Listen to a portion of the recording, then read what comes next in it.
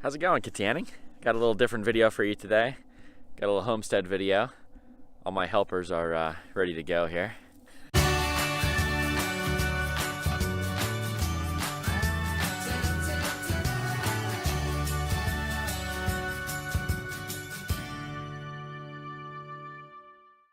So if you've been hanging around this channel for a while, you know that homesteading is pretty much my favorite activity to do outside of church and work and all that other stuff that I'm doing.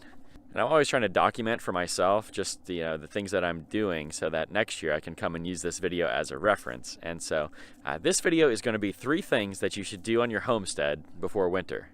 Got my other little helpers. I don't know how much help they're going to be today, but thanks for coming out, girls.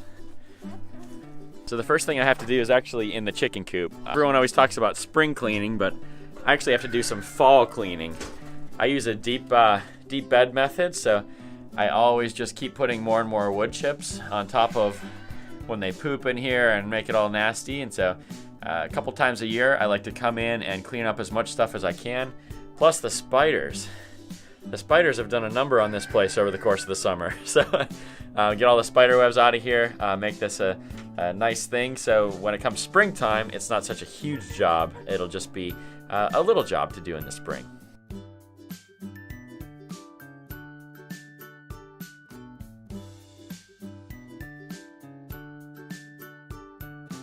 There was actually enough mulch in here from the springtime still. It's very, very dry.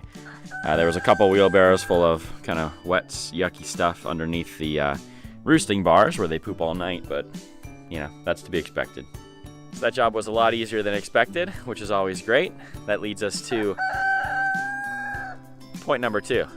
So point number 2 is fertilizing. And this is a wheelbarrow of the stuff we took out of the chicken coop. This is actually great fertilizer. You would never want to put this on your growing garden, but since you're doing it in the fall, it's going to have all winter to kind of decompose a little bit further, and it'll be suitable fertilizer for next year if you put it on now. So I'm going to spread this thinly over the garden and then show you the rest of what I do for fertilizing.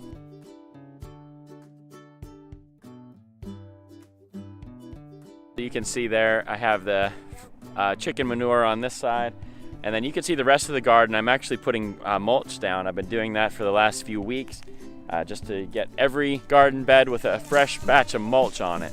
And so the reason I actually do that is because this is when nature would do it, right? I mean, all the trees this time of year are dropping their pine needles and leaves, and branches are falling, and all those kinds of things are happening because that's nature's fertilizer. If you go in the forest, you'll see that it has the darkest, richest soil that you could possibly imagine.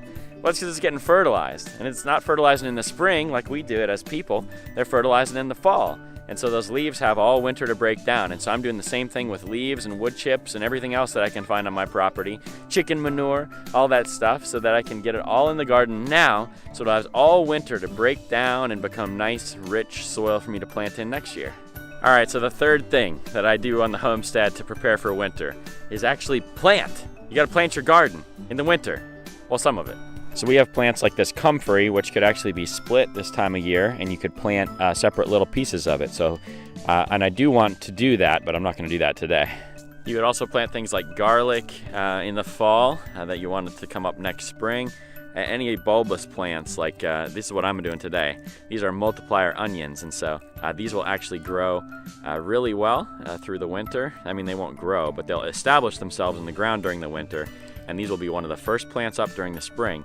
And so when I want some fresh food from the garden in the spring, green onions will be one of my very first things. I'm actually going to plant them in between these blueberry bushes. There's been a tendency for weeds to just grow in there. This is the first year I've had those plants, and so if I can plant some good edible food in between, then I won't have as many weeds because these will be out competing the weeds, hopefully.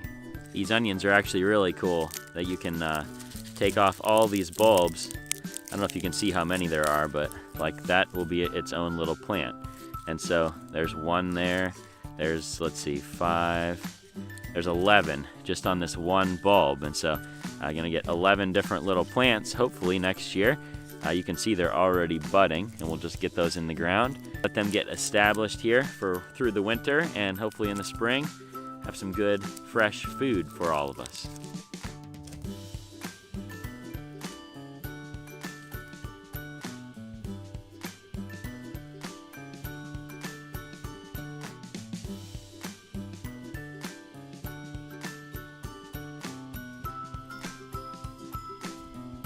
Got those in the ground. My experiment for the day was planting some individual bulbs, and then I planted one where it was just a whole cluster. I'm gonna see which one does better for next year. You know, you always gotta be experimenting because you just don't know. So that's my 3 things, you guys. I still have a lot more of all of them to do. I still have more garden cleanup to do, still have more fertilizing in the form of mulch to do, and still have more things to plant. But the most precious resource this time of year is light, and I don't have much of it left. That problem is only going to get worse as we march toward the winter solstice, so if you haven't done these things yet and you want to try them in your garden as an experiment for next year, you just don't have much time left. So get them in the ground before the snow comes, before the light problem gets even worse. Clean, fertilize, plant. That's my winter tips for you. This video is actually a collaboration with another homesteader called Farmer Brad, and so I'm going to put his link in the description. He's actually making the same video, but he has 3 different tips for you.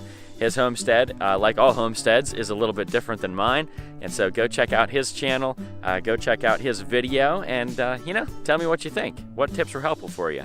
And so if you're into homesteading or gardening or any of that kind of stuff, you know, go subscribe to Brad.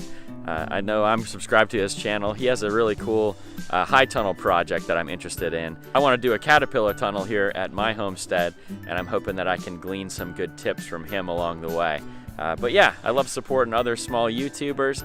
Brad certainly fits the bill, and excited to see where his journey goes. That's it for this one, you guys. If you will excuse me, I just have maybe 20 minutes of daylight left, and I got to make the most of it. See you in the next one.